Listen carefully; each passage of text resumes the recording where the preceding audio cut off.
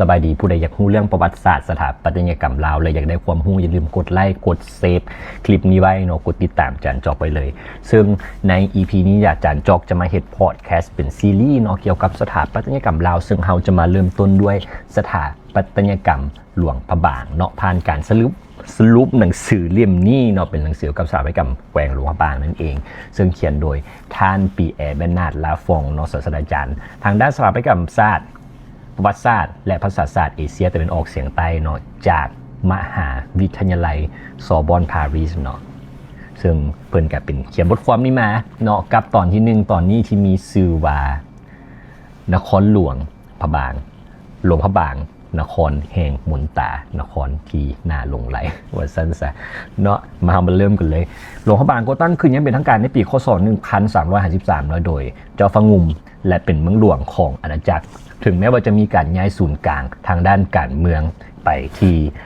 เวียงจันทน์ในภายหลังแต่ว่าเมืองนี้เนาะก็ยังคงมีความสำคัญในฐานะเมืองหลวงทางศาสนาและศิลปะหลังจากเผชิญช่วงเวลาแห่งความซึมโทรมและการถูกปล้นในปี 1887 หลวงพระบางก็ยังได้รับการบูรณะฟื้นฟูอย่างต่อเนื่องโดยเฉพาะอย่างยิ่งในช่วงปลายศตวรรษที่ 19 เลยกับคืนสู่ความยิ่งใหญ่ในฐานะเมืองหลวงทางศาสนาของอาณาจักรลาว 2. ศิลปะส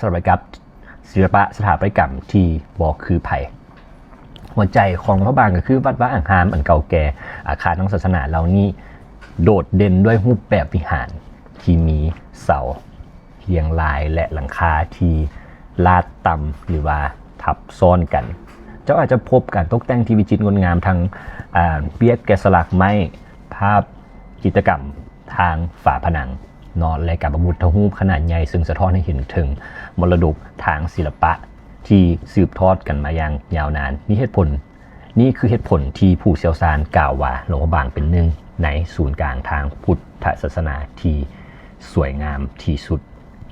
3. ความงามที่ยังคงอยู่เสน่ห์ของหลวงพระบางสมบูรณ์แบบไปด้วยสภาพแวดล้อมทางธรรมชาติที่โดดเด่นซึ่งเมืองนี้ก็ตั้งอยู่ท่ามกลางภูเขาสีเขียวเนาะและก็อยู่ระหว่างแม่น้ำคานกับแม่น้ำของโดยมีพระธาตุปูสีเป็นจุดเด่นซึ่งสิ่งที่เฮ็ดให้เมืองนี้พิเศษก็คือมันยังคงรักษาความเป็นตัวเองไว้ได้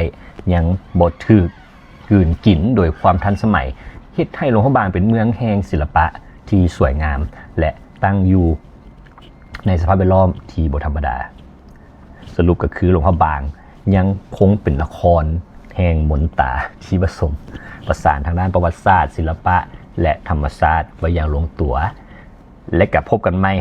ในตอนหน้าจันจอกจะมาเล่าเรื่องประวัติของเมืองหลวงพระบางอย่างละเอียดอย่าลืมกดไลค์กดติดตามเด้อ